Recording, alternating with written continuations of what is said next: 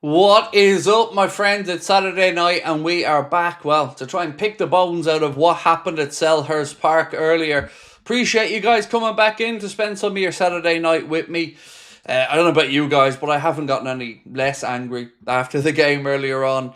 Look, one thing I will say and I want to reiterate and keep saying is Crystal Palace deservedly won the game. I have no problem saying that. They were the better side, they deserved to win it. But, we do have some concerns moving forward and some, well, what we as fans would say are pretty clear decisions for Arna to make.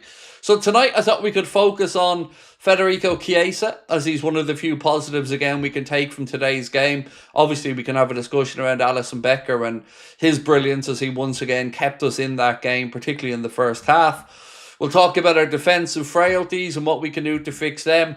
And of course, we'll have a look ahead to the game coming up against Galatasaray on Tuesday, and then a game against Chelsea, who were beaten 3-1 today by Brighton themselves next weekend. Normally, this would be the part of the week where I'd say we can sit back, feet up now, and have a look at what happens at St. James's Park tomorrow. I guess we can still do that, but with a bit less breathing room now. So that's kind of where we're at. We'll talk about more links to Michael Elise that have been doing the rounds in the media, and a few other bits and pieces. But look, for me, there's two things that I want to just start off tonight's stream with, if you'd humour me for a minute. Firstly, I'm confused with the style of football. And it's not reactionary to today's game. It's just, if we're keeping possession for defensive reasons, it's not working. Arna said something about set pieces, and he said this is a set piece league more than any other as well. And that bugs me, because when we have a chance to have a set piece, we don't take them. I want to go back to the game today. Second half, deep into the game, we got a throw in right by Crystal Palace's corner flag, maybe 2-3 yards away from the corner flag. And what did we do with it? Did we go for a long throw into the penalty area? Did we bring up the centre-backs? No. We threw it backwards and ended up on the halfway line again. And that, to me, summarises too much about what's wrong with what we do. Yes, keeping the ball is great. Possession stats are great. But look at their possession stats. And they did more with the ball with very little. Look at their passing accuracy. Ours was about 87, 88%. Theirs was about 70%. Because they took chances. And that's what these stats don't tell you. And today, again, we were just too slow in possession. Every time we get the ball, it's just moving it across the pitch. And I don't think any of us really care about keeping possession unless we're going to do something with it. And if the trade-off is that we keep possession to not turn over the ball, so we're less defensively frail, I would dare to say that isn't working because we're still conceding. And again, another game we've conceded 2 goals in. We were shocking. We were bullied at times and susceptible to set piece after set piece. David, how are you, sir? He said, evening, bro, and community, and our lovely community. It's time for Mo to be dropped. So it is. It is. And I don't like using the word dropped, and I don't like using it particularly with somebody as iconic as Mohamed Salah is. But I'm also a big believer in form, and I'm a big believer in rewarding good form. And Chiesa deserves minutes. Now, whether that's at the expense of Salah or Gakpo or somebody else, that's open for discussion. But he deserves the minutes now. Once again today, he came on and showed he's a difference maker and showed fight, heart, determination, and that he wants to be here and play. That stands for a lot for me as a fan. Now, of course, Mohamed Salah never shies away from anything. But for whatever reason, we're not seeing the same level of performances that we know he's capable of. And we're also not seeing the other trade-off where we know we might not get the greatest performance, but he'll have a moment. That's not happening either. So something needs to give there, and, it is a difficult conversation to have because we're talking about a legend of our club, but you have to go on form. And on form, there are players in that team that probably shouldn't be starting. Josh said, think we need 4 or 5 changes on Tuesday. It's a tough one, this one, Josh, because you go over there and if you lose, the media paints it as a crisis. If you draw, maybe that's okay. So a win, I would say next Saturday against Chelsea is more important for me personally than Galatasaray, because I think whatever happens, we'll be getting through to the latter stages of the Champions League one way or the other. But I think back-to-back drop points in the Prem starts to become an issue, particularly heading into another international break. So it's a difficult one to judge, Josh, what changes the manager does make. But we know we'll have Hugo Ekitike back and available. Now, look, it's nobody but his fault that he wasn't available today. So, yeah, changes are going to be needed. I also thought we could have a conversation tonight about fullback, both sides of the fullback position, because it feels weird saying that their best right back so far this season isn't a right back. It's Dominic Szoboszlai. And even today, again, I thought he played the position better than Bradley Frimpong. So, yeah, I thought we could chat about that as well. Shibler, said, disappointed but not surprised. We were riding our luck, relying on the front to get us out of a mess every week, and today it just wasn't enough. I agree, my friend. I don't think any of us are sitting here in shock that the performance like that was there. We've been getting away with it, as we've said. We've come up with late winners. We've showed a good mentality. But you're right. It's not really a surprise. But one thing I do want to push back on, and not with you, my friend, but it's just there's been this narrative, this weird narrative, that Palace are somehow our bogey team. Well, before today, Liverpool had won 10 of the last 11 games at Selhurst Park. So the omens going into it are good. Historically, it hasn't been a difficult place for us to go. Now, Palace are a very good side, and the game was always going to be difficult. But this, it's our bogey team stuff, just doesn't wash, because they aren't. Before that, I think Christian Bull was going all the way back there. But like I said, we'd won 10 of our last 11 visits there. So I never understood the narrative of bogey team, but they were the better team today. Let's give them that one. And what worries me is, right, we talk about Arne Slot. Oliver Glasner knew exactly what to do today. He knew exactly how we were going to set up, and he knew exactly how we were going to play, and he set his team up accordingly. That's concerning, because we took 45 minutes to figure it out and to get into that game. 45 minutes. And even at that second half, we were better, but still not good enough.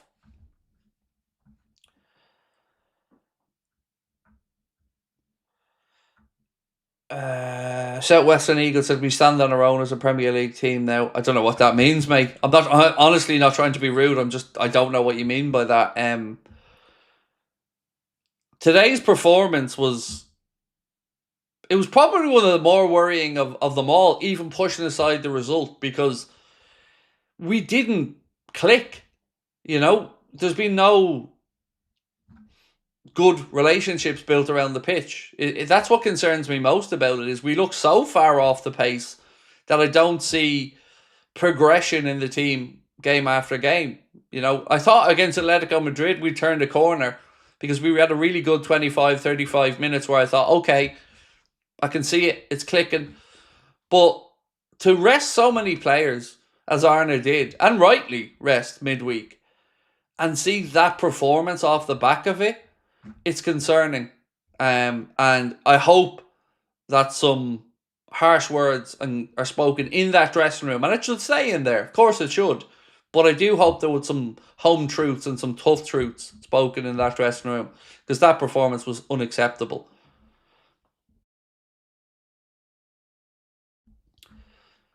David Robb said, do you think that Salah has some sort of guarantee on his minutes? Maybe when he extended. Other than that, why else could he be starting? So, look, the truth is I don't know. But what I would say, David, is I'd be concerned if that was in the contract. I very, very much would. Because that's not the right mentality I want from the football club. So I'd be really surprised if there was something in his contract that said he can't be subbed off. And even if it was there, I would still take him off. I wouldn't give a fuck as manager.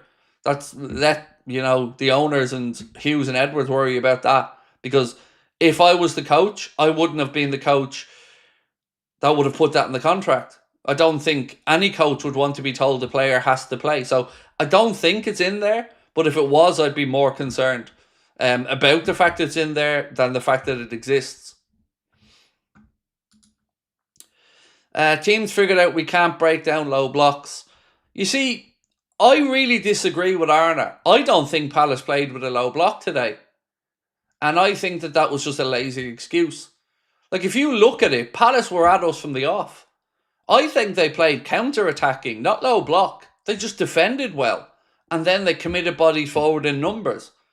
But right from the off, they were looking to get in behind us. You could see it. And the low block teams, that excuse shouldn't wash, because Arna was given the keys to the kingdom. He was given the money and the backing to bring in players to pick holes in these low blocks, to find ways around it. But I don't think we're even playing to our strengths against a low block, because we don't use the wide areas enough. And they're the areas you get given when you're playing against a low block. They usually pack the centre, give you the wide areas. But we're far too predictable in how we attack from those wide areas. But it really annoyed me hearing Arna talk about that low block today, because I didn't see a low block too much. I seen a good, solid defensive team, but they were committing bodies forward and they were attacking at pace. So that's what worried me about it. Is, Palace's game plan worked, but our game plan seems to be one that we don't change up much until it's desperation time, and then he starts clearing the bench of attacking talent and really trying to push for it.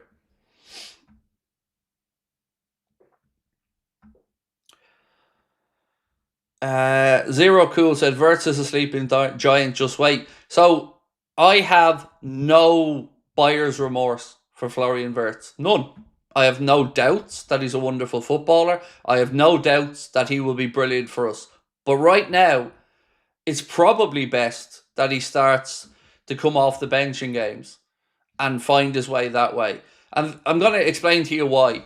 I thought about this long and hard, and the reason I'm saying I think we should go back to our McAllister, Gravenberch, Szoboszlai midfield is twofold. One, we can see the Wirtz hasn't settled in yet, and he needs confidence, right? So if we can agree on that one point, that he hasn't settled in yet and he needs a bit of confidence, I would say to introduce him at 60 when teams are maybe a bit more tired and the game is perhaps slowed down a bit would actually suit him in helping him to get used to the league and find his rhythm and form. So I would say he needs to be benched for a while, but not because I don't have belief in him, because in a weird way I think it might help. Because right now, he's not up to speed. He isn't. He's not up to where he wants to be, where he knows he can get to, where we all know he can get to. So that's my take on it. Give him 30 from the bench, let him come into the game, and go from there. But look, hey, we all see it differently, and I appreciate and respect your opinions on it as well. Shannon said, if that goal goes in, you're not saying this. It was a good save from Henderson. He nearly scored. He was dog shit, Shannon. And I would be still saying it. But here's the thing, and I don't mean to sound like I'm having a pop at you, Shannon. I'm not. He didn't score, Shannon. And whatever excuses we want to make for him, I'd have scored that. You'd have scored that. He should have scored that. But he didn't.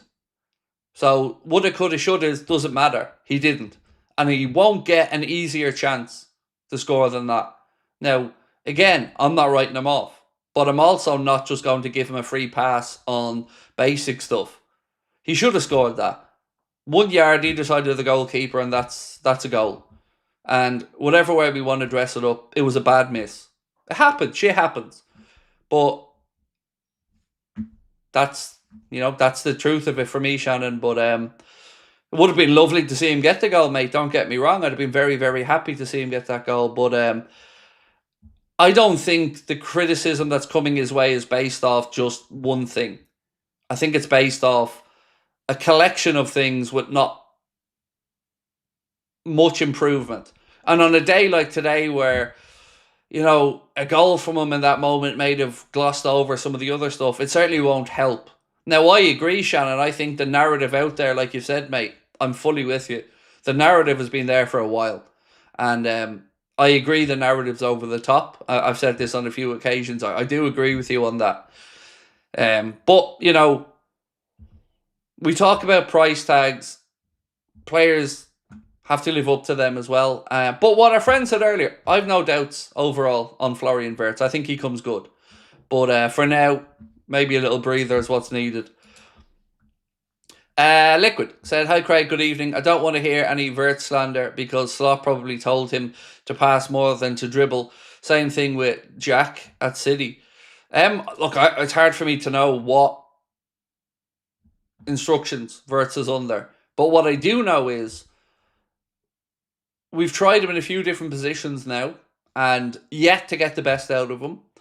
I called for him to go out on the left today before the game, so I'm certainly not trying to say I wouldn't have done the same. I would, but it didn't work there.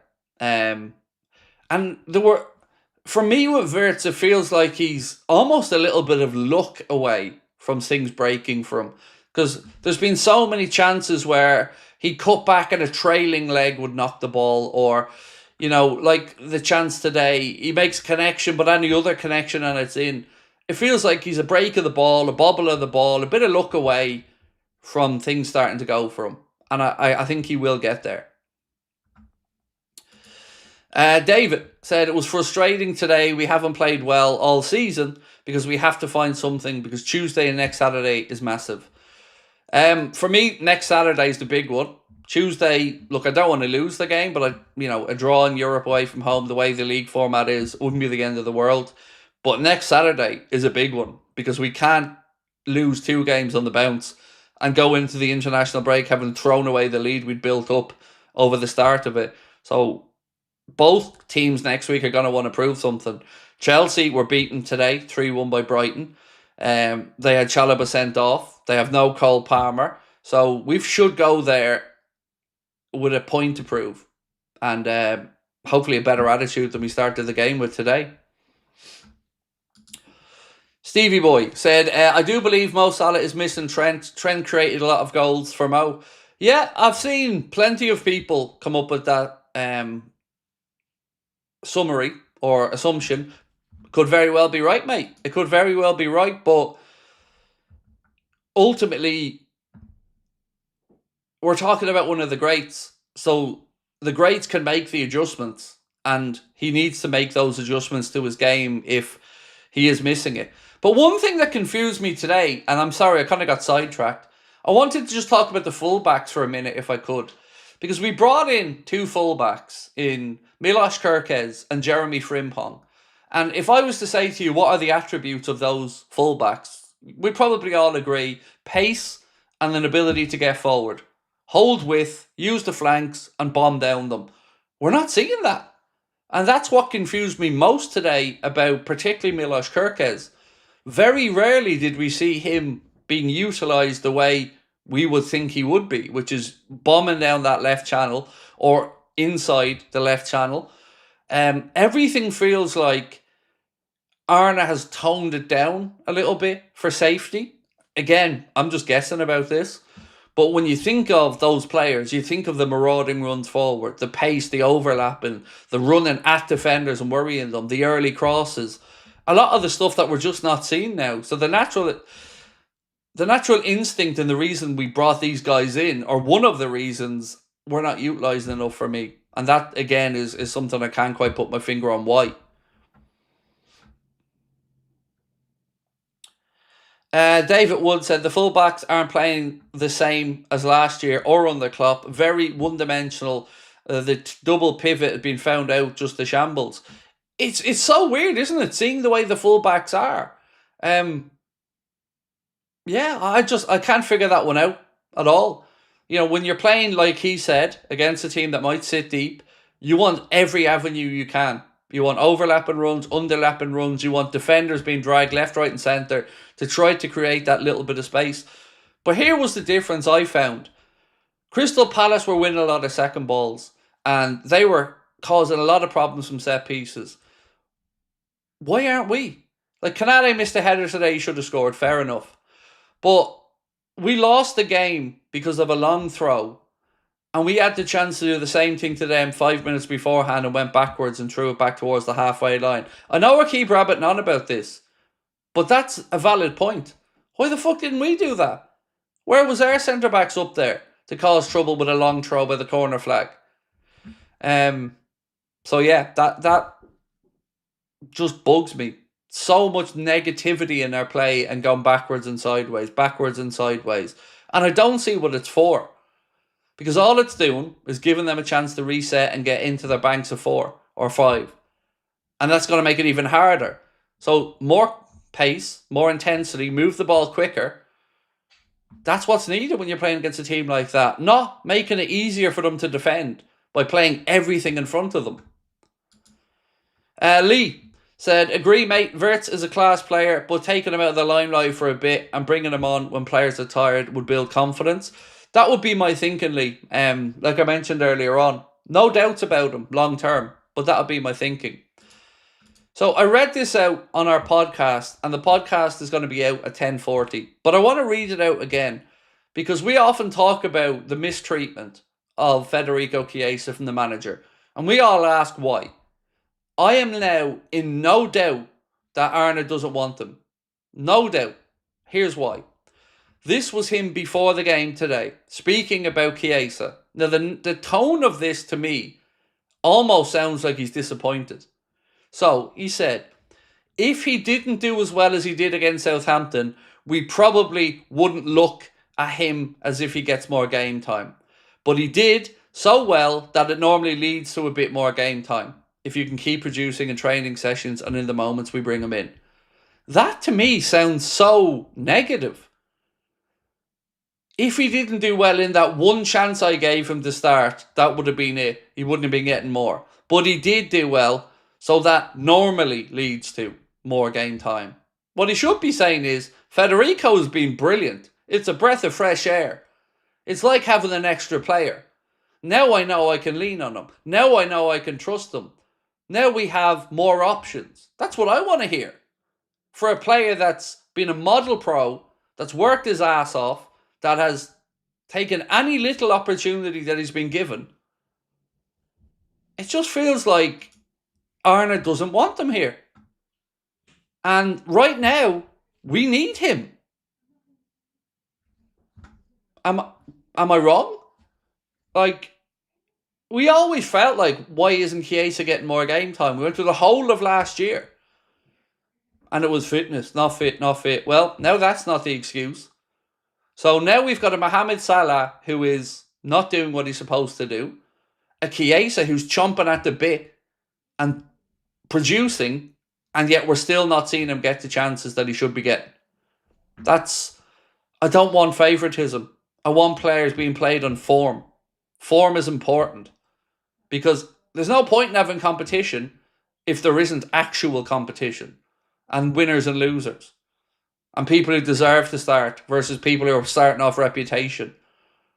You know, if you want to keep that dressing room happy and content, they need to know that if they take their chances, if they produce when they're asked, that they'll get more. That they get the shirt. Konate needs to be reminded of the standards at Liverpool. And Joe Gomez mightn't be any better, but 50% of the league games Konate's played this year, he's been horrendous. I don't mean poor, I mean horrendous. The other 3, fair enough. But today, that was Dejan Lovren at Wembley against Spurs levels appalling from Konate. And that's not good enough. Not when your fucking head's not in the club. Not when you're not signing a contract. Not good enough. Just simply not good enough. And I don't care if he's on social media doing the usual, calling out people who dare criticise him, praising people who praise him. Just shut up and play. Or tell us you don't want to be here so we can go about bringing somebody in who does. Because that performance today was absolutely diabolically shit.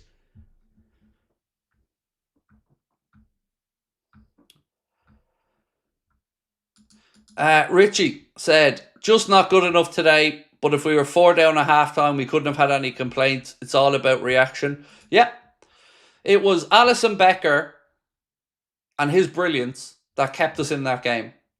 Without Alisson and without a bit of luck from Mateta's shot hitting the inside of the post, as Richie said, could have easily gone in there 4-0 at half-time, and we couldn't have complained about it, could we, Richie? Like you said, you know, Palace absolutely wiped the floor with us in the first 45 minutes. I've not seen many teams do that to us that badly. But they were, every time they attacked, they looked like they were going to score. And that's not a great sign for a defence. Now, On the defence, I wanted to have the conversation around Ryan Gravenberch, because a couple of people have said, for all the brilliant stuff that we get from Ryan, and my goodness, there's loads, are we getting enough of the shielding of the defence? I think that is, if there is any criticism, and criticism is probably not the right word, because he has been very, very, very good for us. I wonder, is that extra license that Arne has given him, which he spoke about himself a few weeks ago when he scored, is that maybe not given the same protection? Or am I just being too kind to the defence there and trying to find a way to give them an excuse? I don't know. It's a genuine conversation, but we need to somehow sort out the defensive mess, because we're conceding too many chances too easily. You know, we have games where we have 6, 7, 8 chances and we're not scoring. It seems to be teams play against us. One chance, bang, goal. We need that. I think this team will look better in a 4-4-2 with both Isak and Ekitike up front, CHIESA left wing and Wirtz as the super late sub till he settled. Yeah, ironically, that really was a game today that you felt like Ekitike could have given us something different in. And I'm intrigued to see going forward, Itachi, which way the manager does look to utilise Ekitike and Isak, whether we get both or one, or yeah, because the most concerning thing for the manager has to be the levels of performance. You know, because it can't be the results, because we've been near perfect in that regard. This is the first loss, or any way not winning this season. So to many, that may sound like we're overreacting here as fans. But as we said at the very start of the stream, we've been getting away with it. And we knew it deep down. We were hoping it continued until we found rhythm. But, you know, today we got what we probably deserved. We're still far from the level of PSG and Barcelona, said Happy Craigo. You're right, we are. So what we're going to hear from the outside is we've spent money to become worse. Or maybe even from some on the inside. I don't believe that for 1 second. I do believe it will come together. But we need to find a way to at least help that to happen. And if that means going back to the tried and tested midfield trio for a little while of McAllister, Szoboszlai and Wirtz, or excuse me, of Szoboszlai, Gravenberch and Maka, then we got to do that. You know, if it means sacrificing the 113 or 116 million pound player for a little bit, no probs. But we got to get back to solidity and looking like we understand what we're doing out there, and that those relationships around the pitch are blossoming.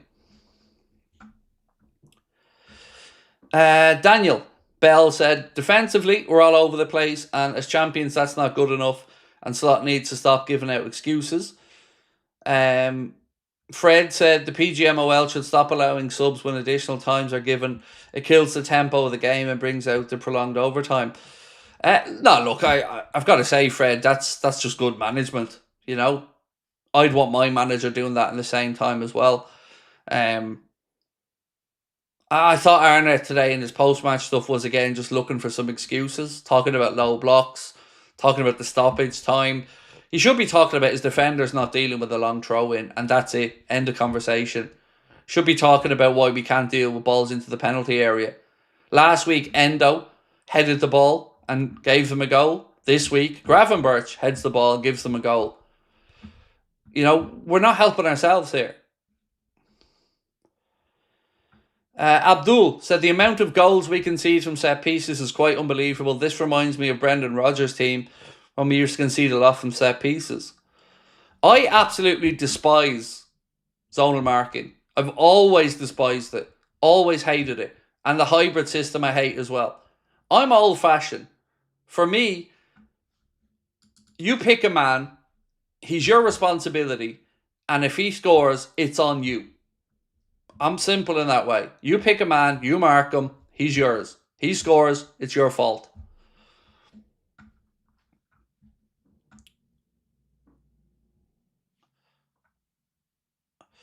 The elder said, I missed your super chat in the match reaction.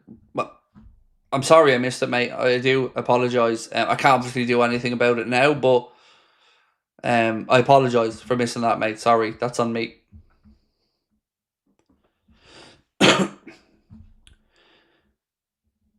Ollie said, don't you think we rushed in the new players? Don't you think they should just sit and watch for the first half dozen games of the season?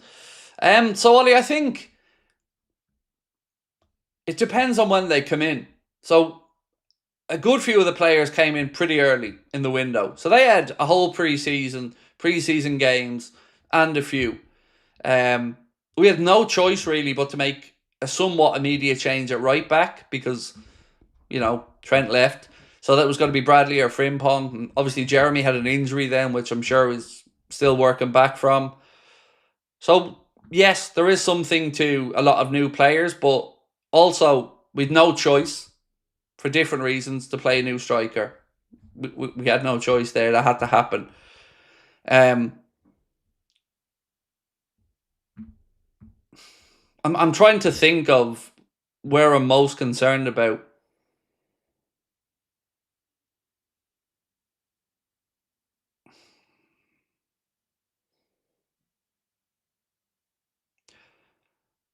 I'd probably go with right back. That's probably the area that's concerning me the most because how can a player who doesn't play at right back go in there and be better than the ones that we have in Bradley and Frimpong? Like, I know Dom's an incredible player, but he looks a better right back than the natural right backs in the system and the way that we play it.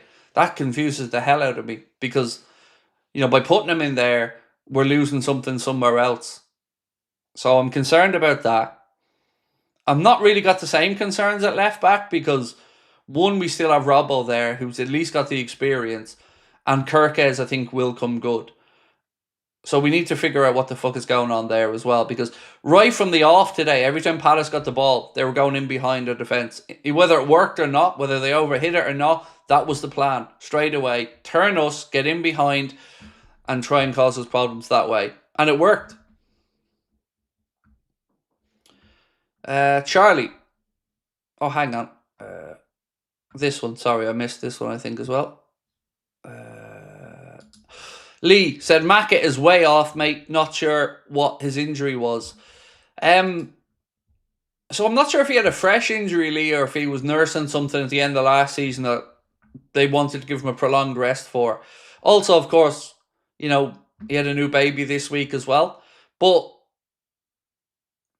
like you've said, I can't put my finger on it either because he isn't looking like the same Maka, that same tenacious, creative player. With him, I'm happy to say it's just a form and a rhythm thing. But with others, I'm more concerned. Martin said, that loss has been coming since the start of the season. I love Mo, but how is he not on the bench at this point? Serious issues with Konate. Well, let's ask this question, right? So I'm going to use Chelsea as an example.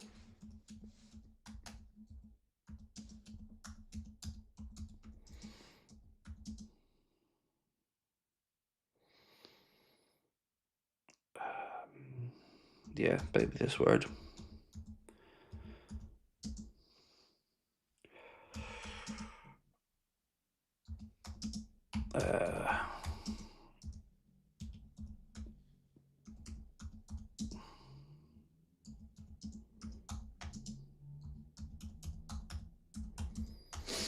Right, so I tried to word this as fairly as I can. So the question I'm going to ask you is, should Mohamed Salah be benched or at least be subbed if he's not performing? Because I do understand there will be people who think that he's got more than enough credit in the bank, and that's fair. So I'm trying to strike the balance between either him not getting picked or at the very least, on days like today when he's clear he's not performing, he needs to be held to account for that and substituted. So should he be dropped or substituted? Let me know what you think. Charlie said, my team to face Galatasaray is Ali, Dom at right back, Gomez, Verge, Robbo, Gravenberg, Jones, Maka, Rio, Isak, Chiesa, Bradley, Frimpong, Salah, Ibu, stay home. I honestly can say to you, Charlie, I haven't given a second's consideration yet to what team to play Galatasaray.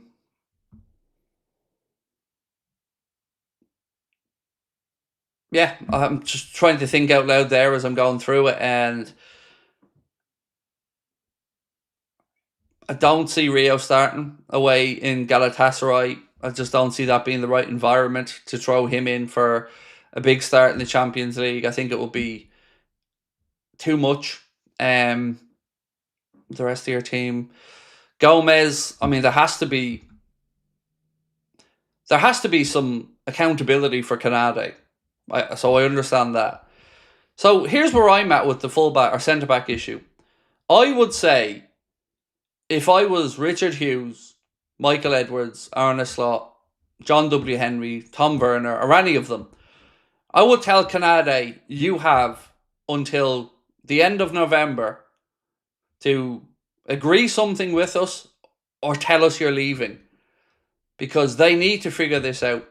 If he's going, then go out in January and buy a centre back. If Mark Gay's free in the future and you sign him at the end of the summer, okay. But go get one in January to take Konate's place. Because it's going to get worse. It is just going to get worse as we go along. And the Madrid media ramp up. And, it's already started. Every time he has a poor performance, people will jump to it's because his head's in Madrid. That's not helping anyone. It's not helping him. It's not helping us as fans. It's not helping the team. It's not helping the club. So that uncertainty needs to be resolved one way or the other. And not living in this cloud cuckoo land where we all have to pretend that it'll be fine for the whole season, knowing damn well that, the head's probably elsewhere. So, because like I've said, we go all the way back. There's been 3 contract offers that we believe have been put out there. And if you're not close at this point, which according to Fabrizio Romano we're not, does that not tell you something? Because also, it's not like Konate's pulling a Mohamed Salah and a Virgil van Dijk last year. And what I mean by that is, those 2 gentlemen basically gave the club no option but to give them new deals at higher money because they played out of their skin. They played amazingly well. And the club, there would have been uproar if they didn't give those 2 boys new deals. Konate doesn't have that same people fighting his corner because his performances haven't been like that. So the club should say, here's the number. We're not moving. This is our best offer. You have until whatever. And I don't care how that sounds to anybody else because this is nonsense. And if Konate wants to leave the club, then we need to go and find somebody who wants to be here and who's ready to focus on the here and now. So, Konate, before you jump on social media, making laughing faces and telling people after 2 games you were forgetting I was a good defender when David Lynch was saying, don't forget he's a good defender. Well, it's not now, mate. It's half the league games you've been horrendous in. So what's the reason for that? Because a centre-back who wants to be on the same type of money as Virgil van Dijk or a leader doesn't do that. Doesn't have that game today. Doesn't have that. Doesn't happen.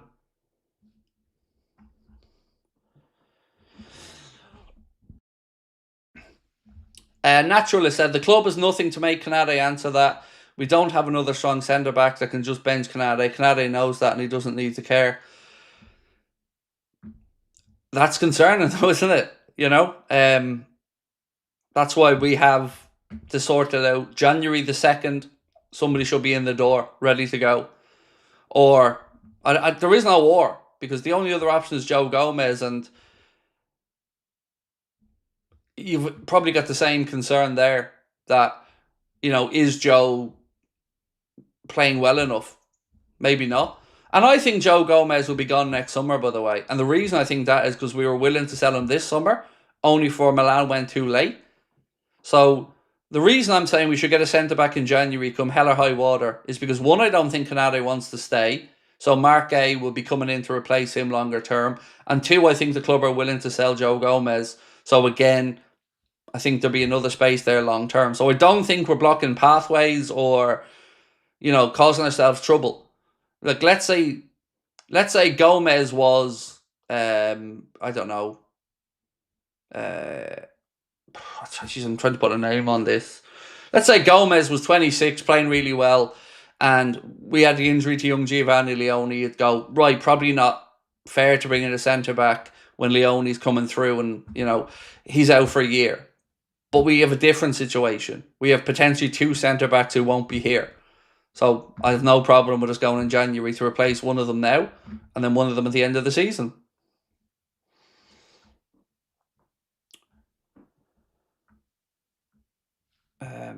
Where was I at?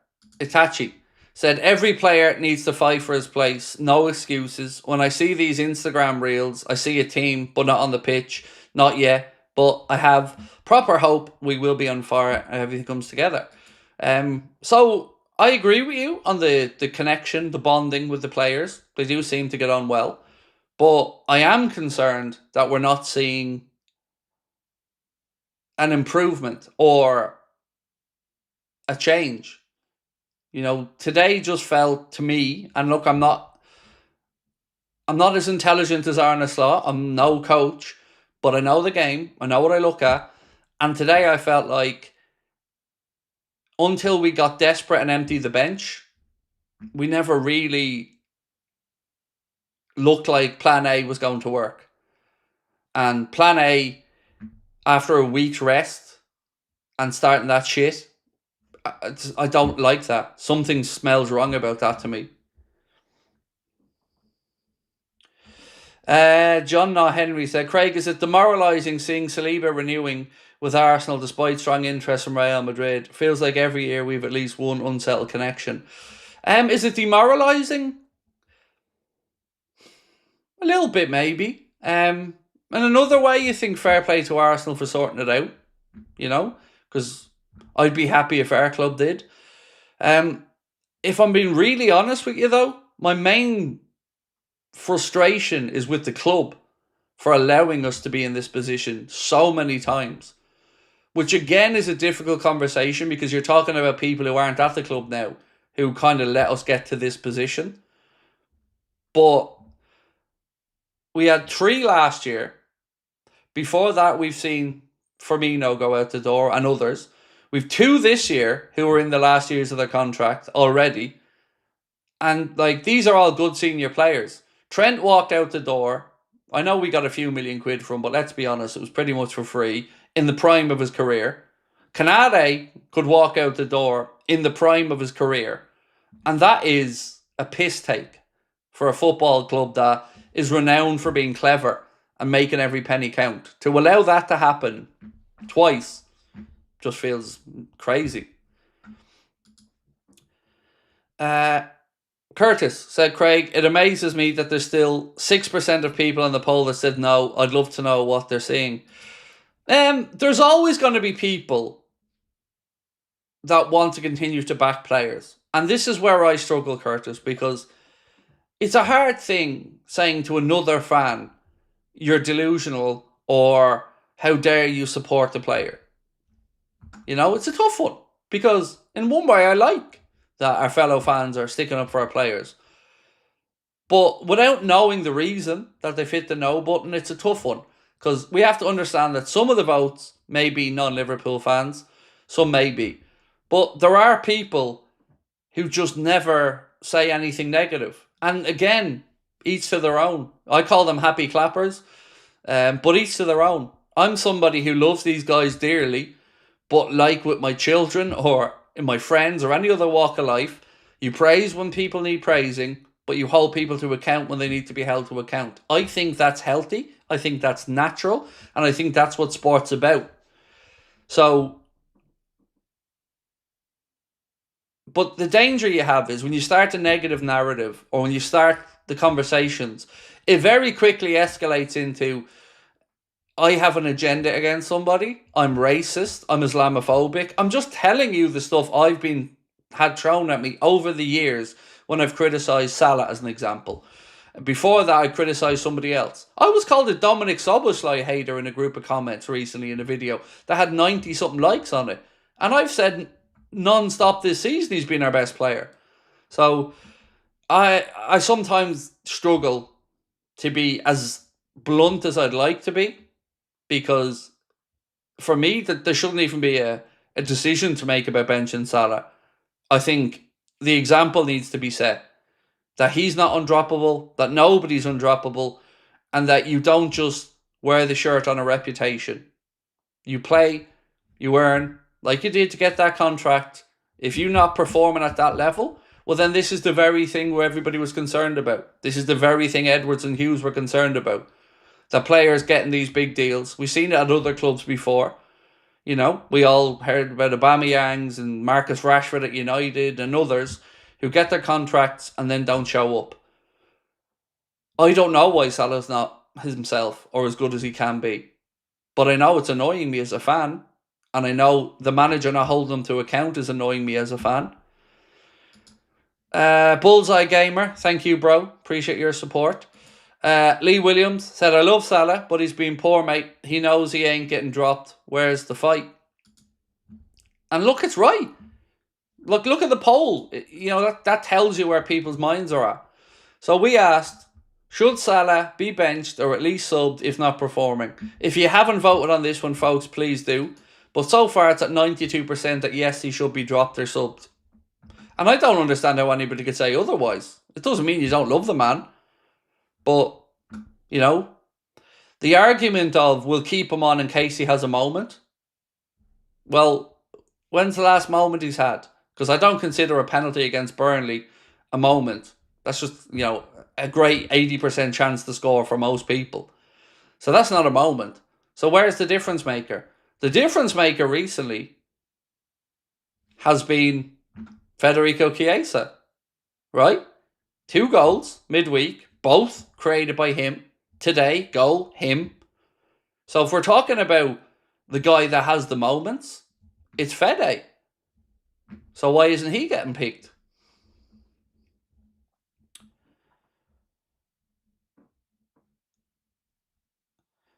I don't know how we missed that today. A kid would have scored that. Please bench him, slot grow a pair. I don't know who we're talking about in that one. But the only real big miss I can think of today was clearly the one for Florian Wirtz, which he should have scored. I'm trying to think if it was a Salah one. Sorry, mate, just slipped my mind at the moment, but was there a chance for Salah? If it was for Salah, please someone walk me back through it so I can remember it. But yeah, I remember the Fede one thinking, Jesus, how have we not scored there? And I remember the Isak one as well, where I thought, oh, great work from Isak. He slalomed in. And he was off balance, so I get it. But you think a sharp and fit Isak tucks that away. The detective said it may take time to get the attack to click considering the changes there, especially against a low block. We also missed Hugo today. My main concern is our lack of physicality to win duels. Yeah, that's a more than fair concern, bro. You know, Arna talks about that Paris Saint-Germain team and a team identity of relentlessness. There was no relentlessness there today from the start of that game. It was passive, and that was after a week's rest. The real Johnny Sin said Salah blocking Szoboszlai's strike on target was criminal. For two reasons. Firstly, he was offside. So even if he did score from it, it would have been ruled out. And secondly, like you said, it was a shot on target, don't go near it. The one that baffled me was, why are we giving Salah free kicks? Genuinely, no hate. Why is Salah taking free kicks? Has he ever scored one? Because I don't remember him scoring one for us, anyway. And Dominic Szoboszlai stuck one top bins against Arsenal. We get a free kick today, and I'm a left footer. So when I see Salah stepping up, I think, is this suited to us? A left footer. It isn't. That free kick today had right footer all over it. Look at the goalkeeper's position. Dean Henderson was all the way over to his near post, giving the right-hand corner, banking the wall to do its job, and he's taken his side. So we send up a left footer who plays it straight into the wall, the very same as other free kicks. The free kick that we got lucky with, he blasted and it hit off Robbo and went in. But today he steps up and he puts it halfway up the wall. I'm baffled. That's a right-footed free kick taker. That should have been Szoboszlai. No doubt in my mind. Szoboszlai should have took that free kick. I don't get it.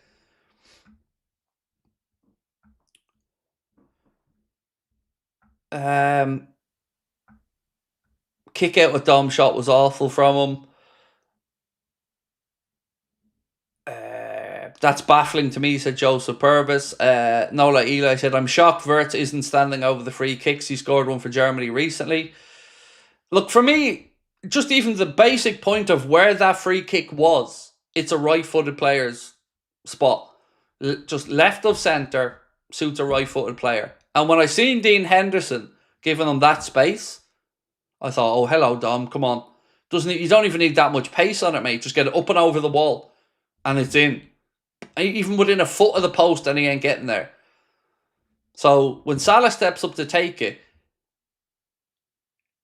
if I'm not wrong, a left footer has more distance to get that ball to bend back in than Dom hitting it right footed. It just baffled me. Abdullah said, Craig, I'm not going to be very critical about Wirtz. We're not playing to his strengths. He's just 22, probably feeling the pressure of being surrounded by older, settled players. So, look, I've no doubts about Wirtz. None.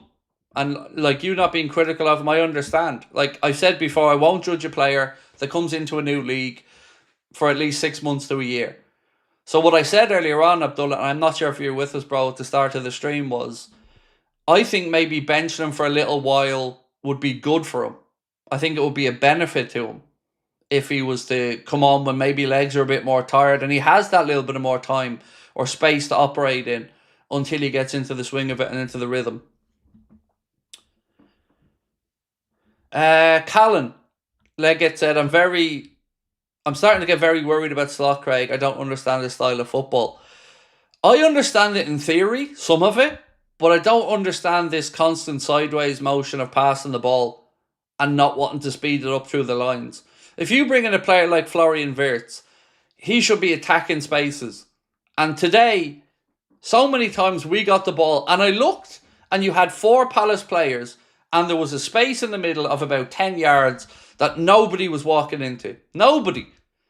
And you're thinking, that's where Wirtz should be. That's where Jones would be. That's where Elliott would have been. That's where your number 10 should be, dropping into those pockets of space. But today, nobody was. Do you remember when we got a free kick in the second half and Frimpong took it? It was halfway inside the Palace half and nobody was within 20 yards of him for our throw. Nobody. 20 yards, didn't go near him. And he had to throw backwards again. And whatever about set piece coaches, can we bring in a heading coach, please? To tell our players how to find a Liverpool player with a header? Because we just head it into areas randomly and lose second balls. Find a teammate, please. For the love of God, teach them how to find a teammate with a header.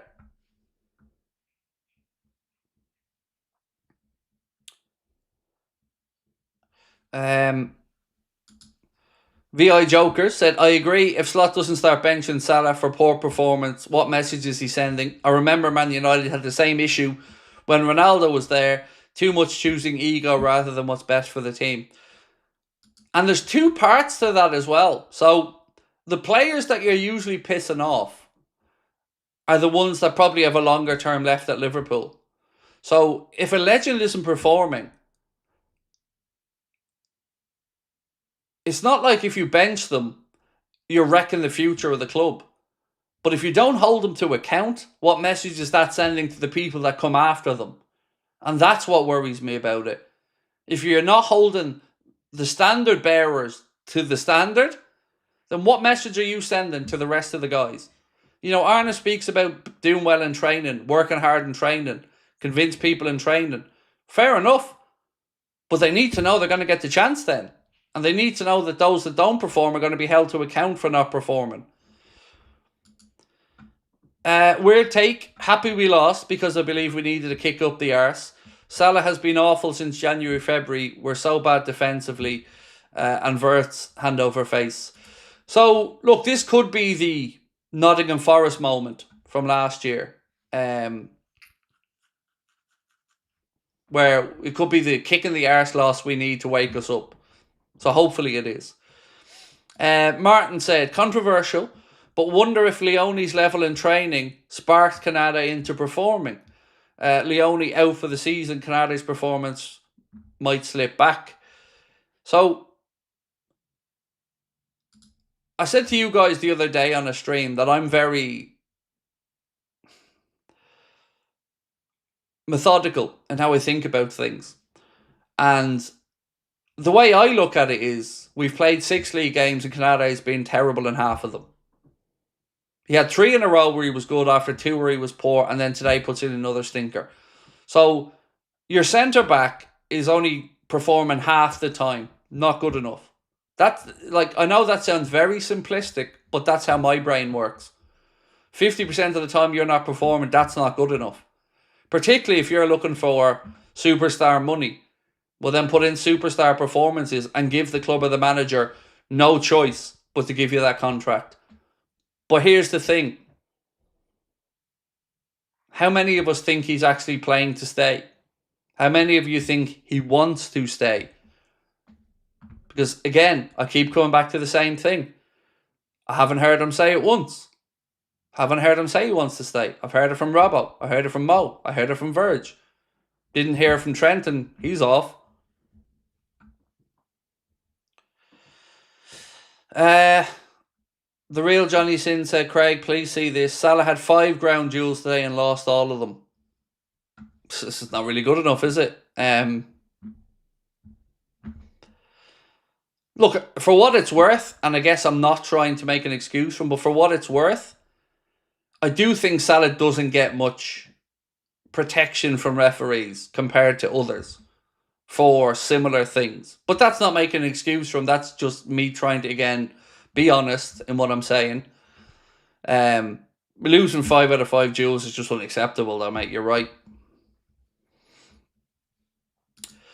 Scratching Claimer said, the problem with our team is that we have no one taking on defenders and causing havoc. Sorry, I'm just shaking my head because I could not agree more with what you're saying.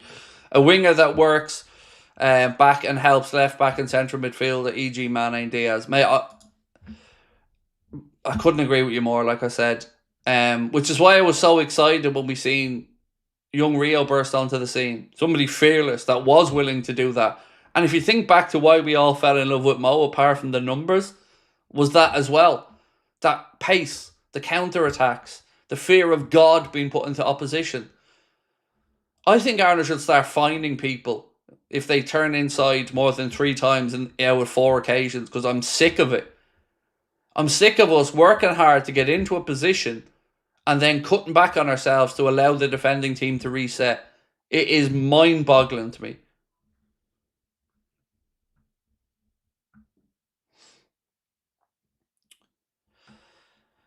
The game is moving toward tall and pacey players in key areas. Guys like Haaland, Rice, Ekatike, Isak and Virgil are the future. Short geniuses are good, but the balance needs to be right. I think there's always a place for a technician. But somebody said, I think it was it? I'm trying to think. So I think Eddie said in a super chat earlier on to me. If you're watching Eddie, maybe you can tell me if I'm right. I think he said that you can't carry 2 players. And we seem to be trying to carry Wirtz and Salah at the minute. And I think he meant from a free roaming position kind of thing, without that need to come and track back and help out. I thought about it since he put that in, and I hadn't given it much consideration before. But we know that Salah's been asked not to defend as much as before because they want him as fresh. But if we're not seeing that explosiveness anyway, what harm would it be telling him to maybe focus on getting back and helping out a bit more? Because I don't think Salah's lazy, not for 1 second.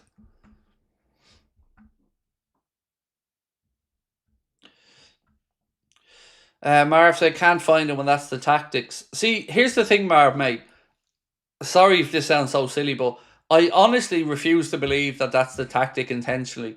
And the reason I refuse to believe it is because it's so basic, I can't understand why it would be the case. Like, it may protect the ball better, fair enough, but it also doesn't do anything for you in attack.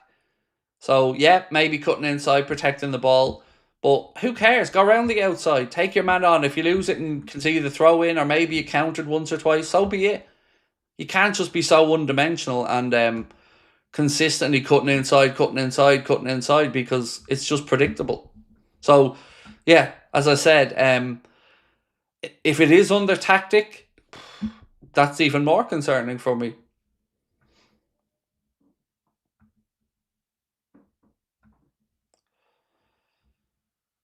Road Rash said, "Evening, Craig. Sorry I'm late tonight. Still in shock after that game."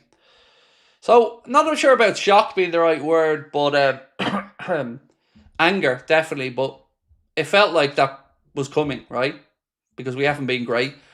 So, 93% of people in that vote said that they do think Mohamed Salah should either be dropped or at least substituted if performing poorly. Now, I want to ask a question. Again, want your honest opinion.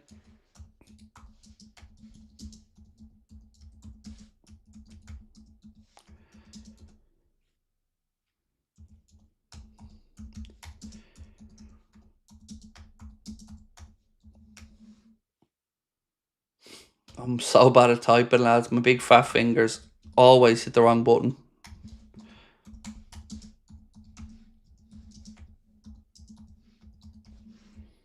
So this is a really basic question, and it's not about whether you think a deal will be agreed or not. But I want to know, do you think that Konate actually wants to stay?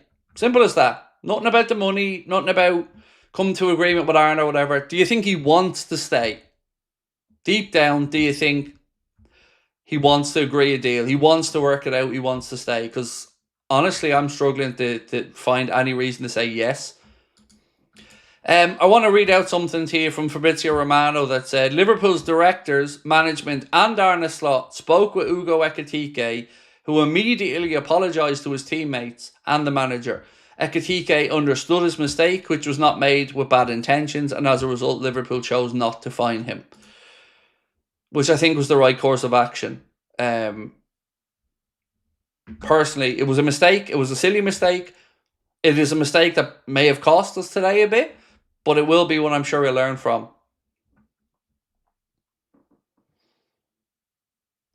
The Southerner Red Scouser said he's playing like Trent did when he wants to leave the club. On his performance, I don't want him to stay, said Trevor. Neil said, in our system, we're not allowing Wirtz room to showcase his talents. I wonder if it is our system, mate, or if it's the teams we're playing against. So, not having followed his entire career at Leverkusen or having watched the Bundesliga week in or week out, I'm not sure if there is more time and space in the games. But what I do know is there isn't as much time and space when we play because teams more often than not go compact and there is less space for them to operate in. So I don't know if it's a system thing because he didn't do it coming off the left today. He hasn't done it really in the 10 position. So I think there's a few things being probably true. Maybe some of the system, definitely some of the adjustment to the new league, and then of course the player has to take some of that responsibility as well.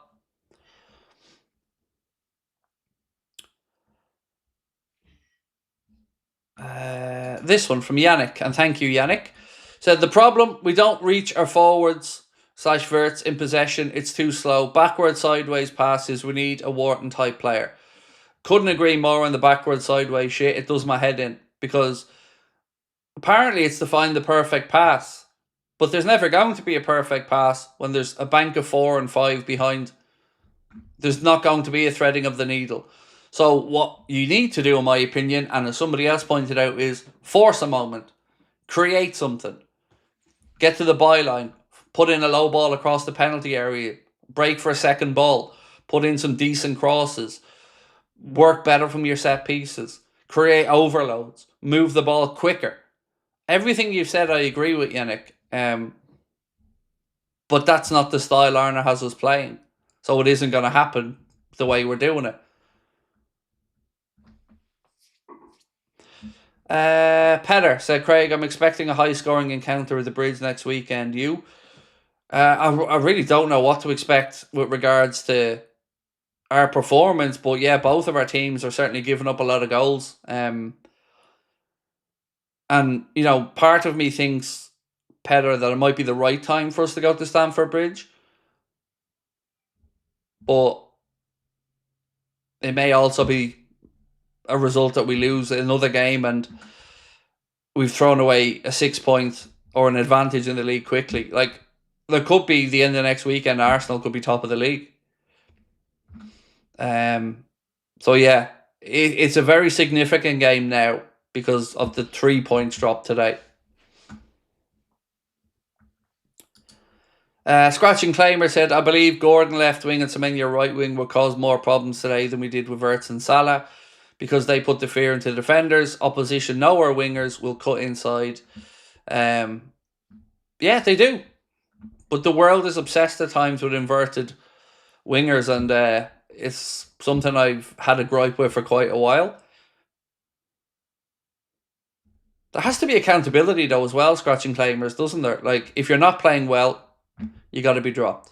And if you're not doing that, it's going to spread through the dressing room because people are going to feel like they're not getting their chances, and people who aren't performing are being given chances ahead of them. So, the manager needs to step up as well. But to be fair, we can't have it every which way, right? Like, let's think about our conversations leading up this week to the game.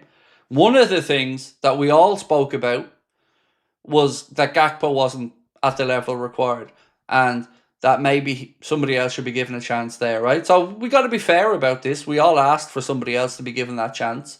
It was never going to be CHIESA after him playing the full 90. So it was going to be Rio Engamoa or Wirtz. So the manager did pull Cody Gakpo out. And be honest, did you see anything that makes you think Cody was the problem? Because I didn't. Now, I understand. And I was part of the Cody's not doing enough. But nobody else took the chance out there either. So it's an even more bigger concern now.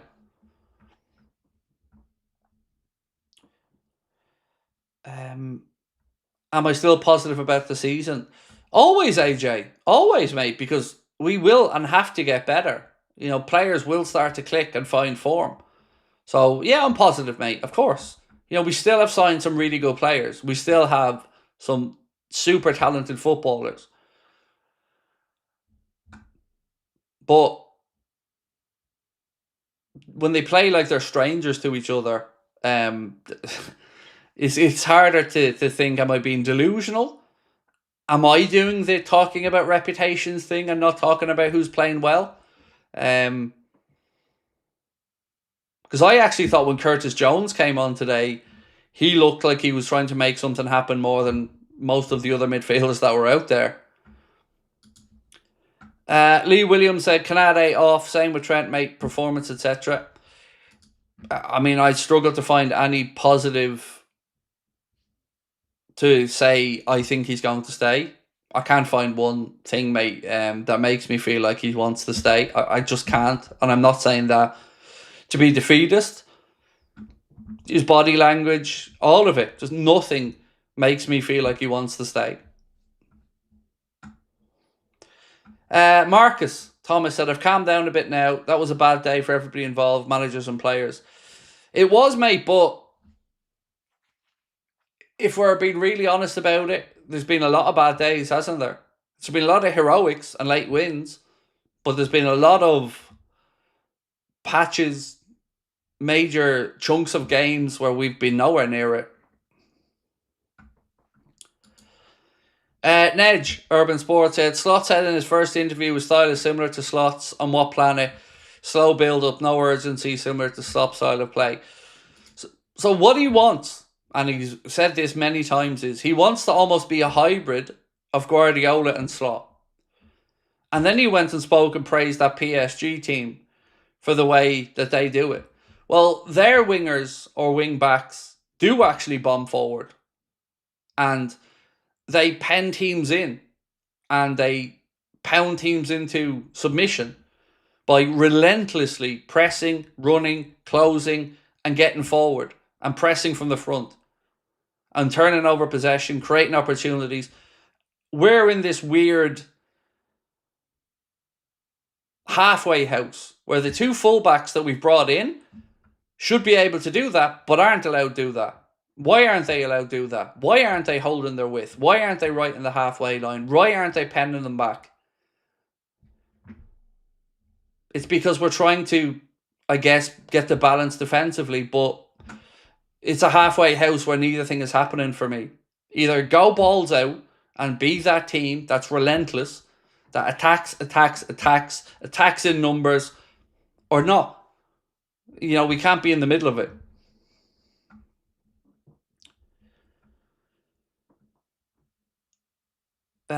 Liverpool 1NE said, sometimes I think resting first 11 players results in a worse performance. We never tend to do well when we've got a gap, do we? Whether it's, we go on a warm weather training camp or resting players midweek. Look, I think we can all understand why he rested players. It's not unusual, and we won that game. The real annoyance comes from the fact that those rested players then went out and put in that performance. That's where the real frustration comes. Maybe late wins are just part of the design. I see Liverpool win many games outright, not last minute. I still have faith. It could be part of the design, but we also need to be better defensively.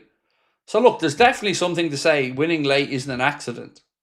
And Arne's style, and he said this himself, at times is grinding down teams and then doing it late, like you've said. But you need to mix that with better defensive performances and not being so vulnerable from set pieces.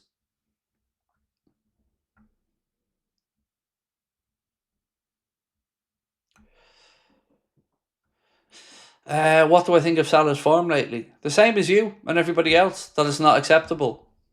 There is no other answer, You use the word form and lately, and the only answer to that is not good enough.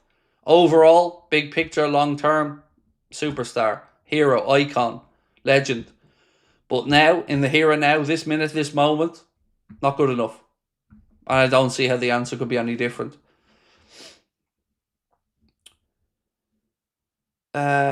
Against Chelsea, Lee said, start Salah on the bench, put Frimpong up, Connor a right back. I'd play CHIESA left with Gakpo on the bench.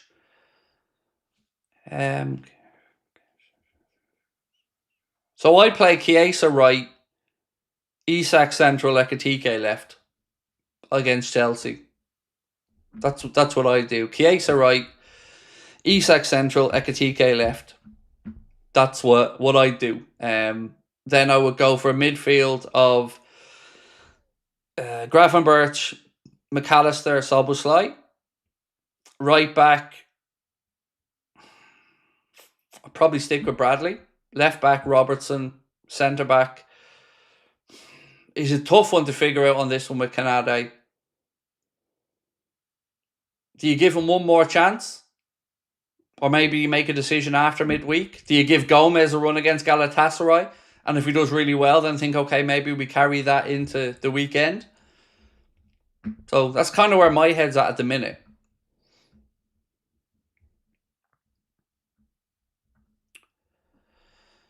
Northern Red said Isak is still catching up. He'll be a superstar. Oh, I don't think anybody doubts that, mate. You can see the little moments in him. He's very good at creating a chance for himself as well. So, yeah, look, when Isak gets up to speed, like you said, he'll be flying. Like, the reason I'm talking about Isak and Ekitike is we could rotate them.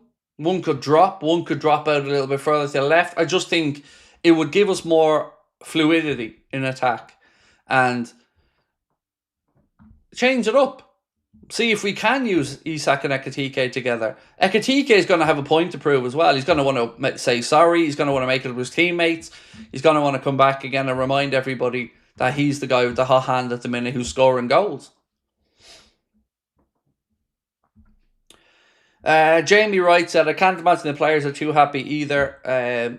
We've all been in teams where certain players are favoured and play regardless of form. It's never a good environment. Exactly. And if you have a manager talking about impressing them on the training ground and doing things, and then that's not happening on the pitch, like you said, mate, in teams where someone's not playing and they're playing off reputation and favouritism. That's not healthy. That's why a manager has to be ruthless. Reputation is irrelevant. You either perform now or we find somebody that does and you take a breather until the form comes back. But anything other than starting CHIESA against Chelsea is absolutely criminal. Absolutely criminal. By far and away, the best performing fringe player who has not only knocked on the door, kicked the door down with a great performance against Southampton and another good cameo off the bench today. That deserves a start in anyone's rational mind.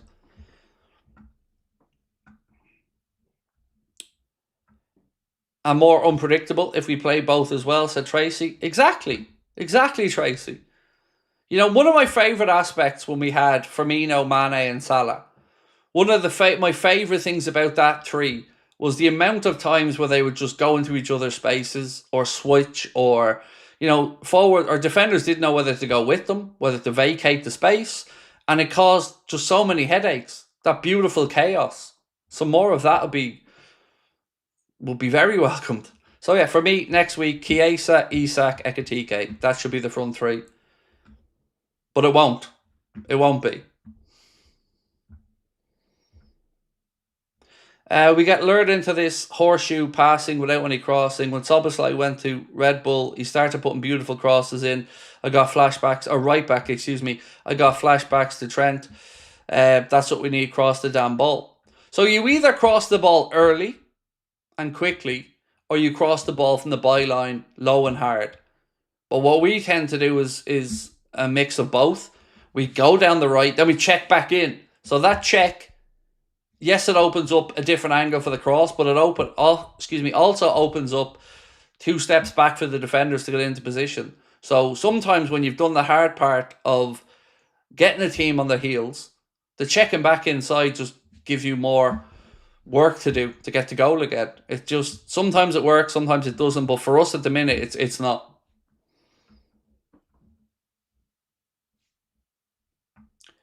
Amrish said, I think we will go through a bad patch.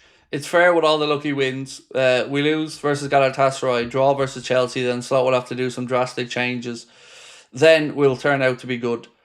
Well, I do hope that today is at least the start of an awakening of, come on lads, let's figure this shit out. Every team is entitled to an off day. No problem with that. But we've all been honest with ourselves. And that's what I love about this, by the way, is you have all been honest as Liverpool fans to know, although we've won every week up until this week, you're not seeing the great Liverpool. You're not seeing the best. Like, you've all been honest enough to say, kind of a bit lucky there. And yes, it takes a good mentality as well. There is something to that. But we need performances now. Arna needs to build performances.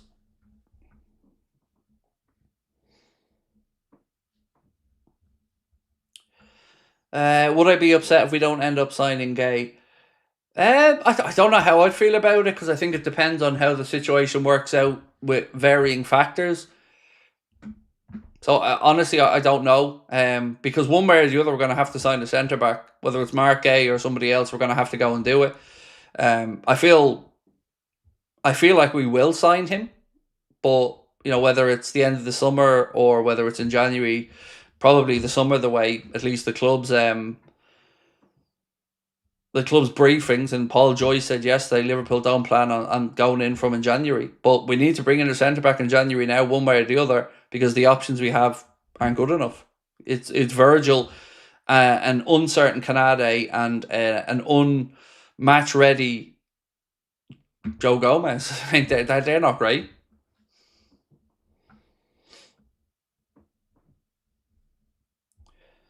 PSG had a pretty poor start to their season before they turned it around and won the lot. Definitely. And even the season before, mate. I remember them going to St. James's Park and getting beaten.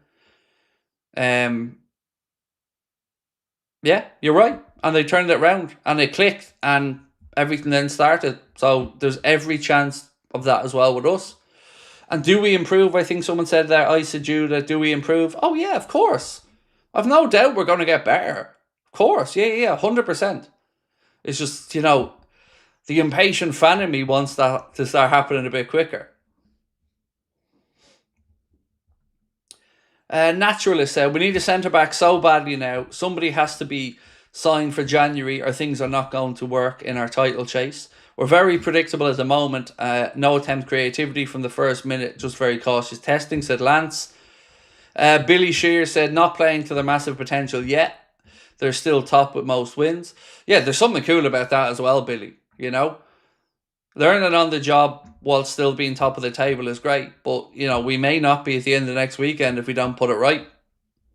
So, yeah, tomorrow is going to be an interesting one because we had the chance to really pile the pressure onto Arsenal by winning today. Because that's a difficult trip. We know that only too well. A trip up to St. James's Park is not easy. But what we've done now is given Arsenal a bit more confidence to go, right, go there tomorrow and win, and that gap is bound to 2 points. Whereas we could have gone there if we won today, and they could have think, right, shit, if we lose today, the gap's 8 points, and we're already maybe over title race. So we had the chance to put more pressure on them, and unfortunately for us, we didn't take it. And look, I don't know whether us winning today would have done anything. It's still, Arsenal still have it in their own hands to play tomorrow, but like we've said, we've all been in dressing rooms, so when the pressure's ratcheted up, you certainly are more aware of it. And playing first if you win is an advantage. I think Crystal Palace is one of our toughest opponents. Well, we've beaten them 10 of the last 11 times we've been to St. James, to Selhurst Park. So historically, it doesn't pan out that way. But Crystal Palace are a good team. There's no mistake about that. It's no accident they won the FA Cup. Glasner has them playing really well in a system that they really understand and are coached very well in. And Selhurst Park, their fans are great. They're really noisy. Always behind their team. So, Palace deserve the respect. Today wasn't just about us not playing well. It was about them playing well and being the better team.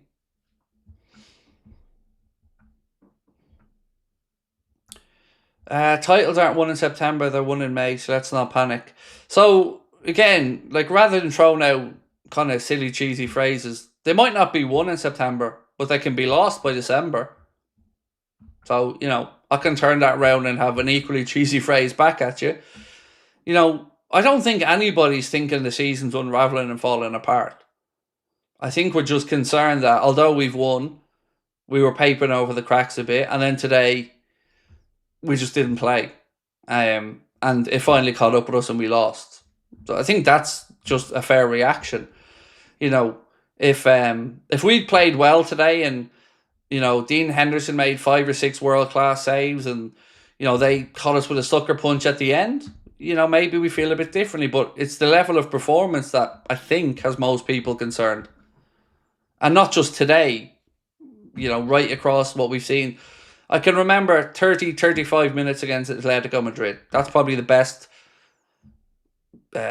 period of football that we've played so far.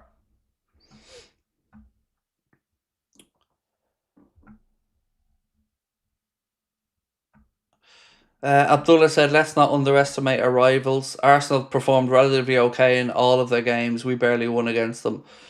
I'm not underestimating anybody. I just don't want it to be in anybody else's hands, mate. I want us to keep it in our own hands and take care of our own business.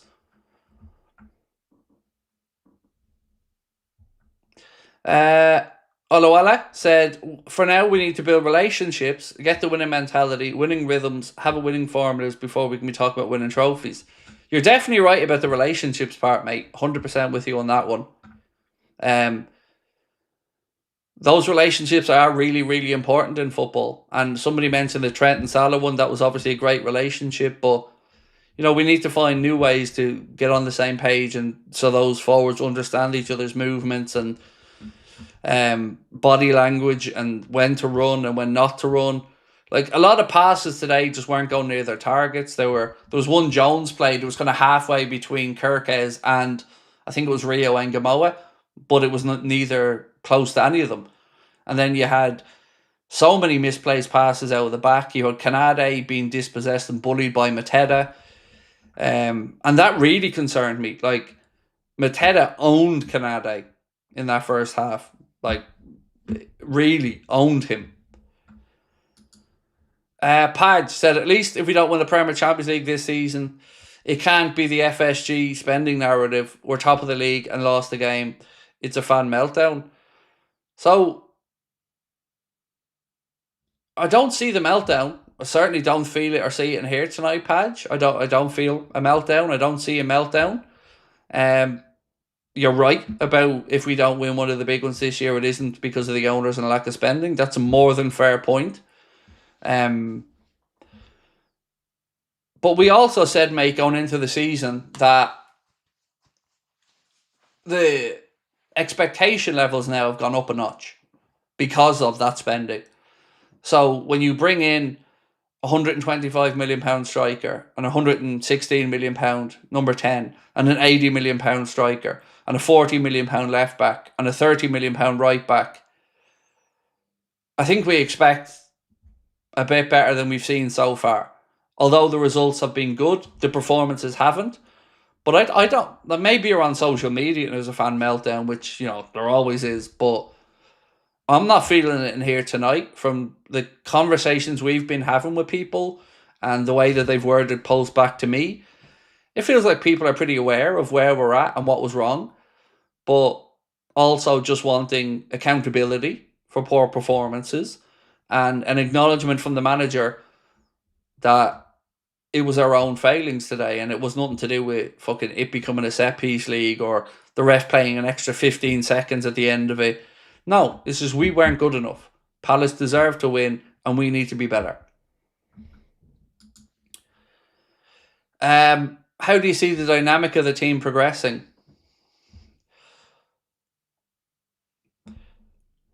So, if we look at the spine of the team, your Alisson, your Virgil, your midfield, it's all still there.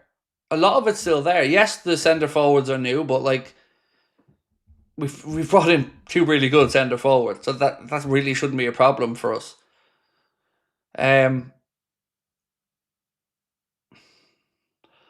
I think we need to find our identity, really know and understand what it is, and hone our skills accordingly, and have plan B, C, and D. But we cannot be predictable. We cannot only go out and do the same things, the same triangles, the same patterns of movement. Sometimes, playing out from the back around the press is great, but there's nothing wrong with going direct and long and mixing it up as well and fighting for a second ball. So the dynamic of the team feels like it's still under construction, and I don't think it's because they don't like each other. I don't think it's because Sloth's not a good coach. I do think it is just teething problems. I think that's the fairest way, teething problems.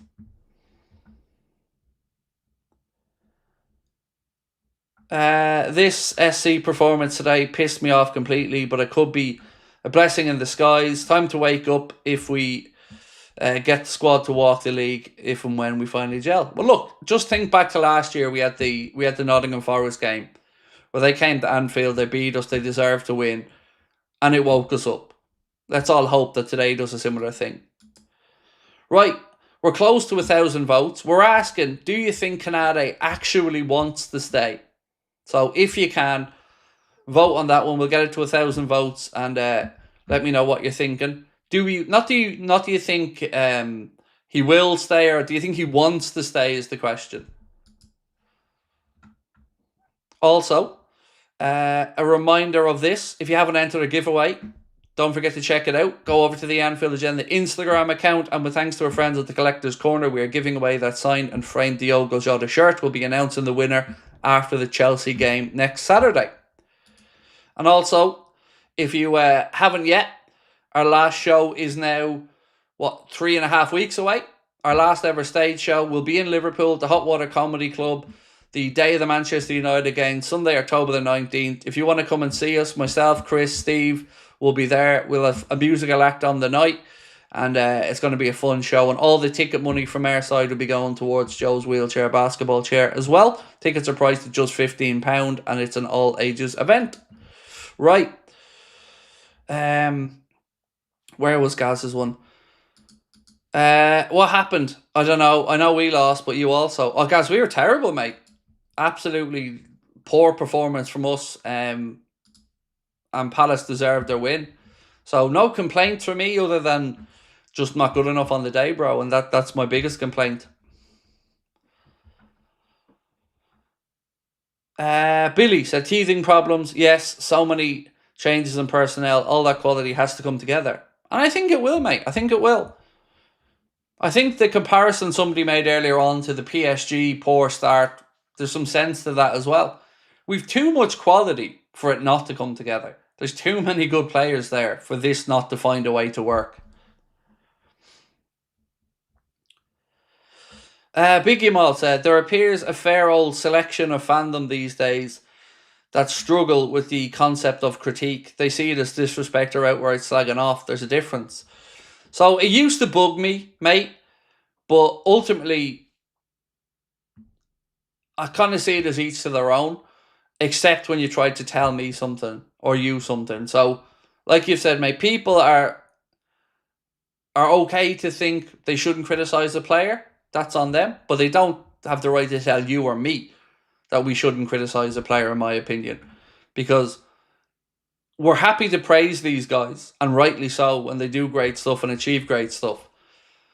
But to not critique them, I think, is dangerous, because accountability is important. The word hate gets thrown around way too much. It isn't hate when you're just critiquing. It's hate when every week we're talking about Jones not being good enough, whether he's played or not. He's the scapegoat. Or Wirtz now is a waste of money. That's all nonsense. But to say to say Salah didn't play well today, that is honesty. So, yeah, I don't know, mate. Like I said, there are extremes on each end of it. There are people who go over the top criticising, and there are people who go over the top refusing to acknowledge poor performances. Trying to be in the middle is probably where we should be. Why don't we play Rio next Saturday? CHIESA. I don't think he's ready to be starting a game like that. So I would say, like I said, Ekitike, Isak, CHIESA would be my three, but you know, I'm sure we'll probably see Salah, one of the centre forwards, and Gakpo would be my guess. I see Wirtz being our main man. His time will come. Agreed. I am a big admirer of Wirtz, and I am so happy we signed him, Blizzard, and I have no doubt he'll come good. But, you know, he's not there yet, and that's okay. You know, he needs to settle in. Perfectly understandable. But I think taking him out of the limelight for a little bit, maybe giving him an introduction when he's got tired legs, bring him on at 30 to go, 25 to go for a little while, and maybe he gets his confidence in then. Right, ladies and gentlemen, let's finish this poll. We need another 85 votes. So if you can, real quick, let us know, do you actually think Konate wants to stay, yes or no? The Anfield Agenda podcast that we recorded after the game today is out in 4 minutes. So if you are looking for something late night to keep you entertained or to get a perspective on the game, it was just myself and Connor today. It's the first time we've ever done it as a duo. Chris was delayed in work at the snooker, so he couldn't get back. So it was myself and Connor. And we went for about 35 minutes discussing everything. Our honest opinions on Salah's performance, on CHIESA, on the manager, and on the game today. If you get a chance, please do give it a watch and let us know your thoughts.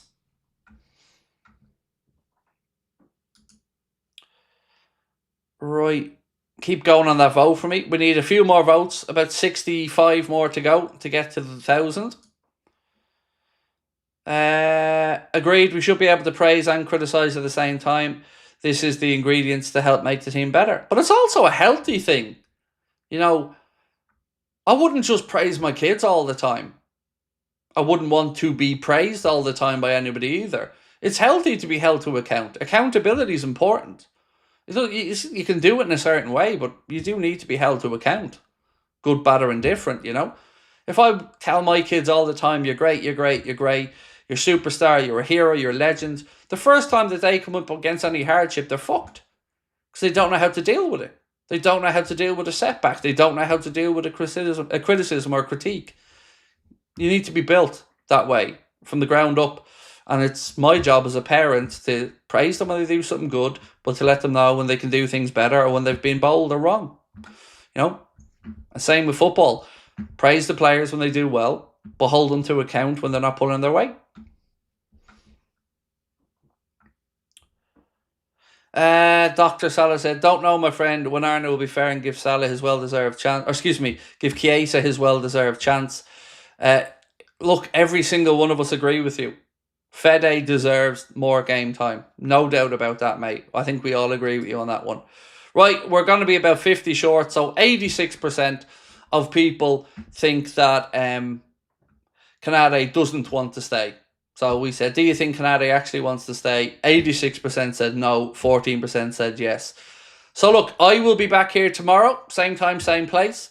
We will have a video out at about 4:30. I'll be here for the late night agenda tomorrow night. And as always, really appreciate your support. Thank you for coming back on tonight. Wasn't the greatest of days for us today as Liverpool fans. But look, we go again on Tuesday. And thank you for your support as always. Have yourselves a wonderful Saturday night. And we'll talk soon.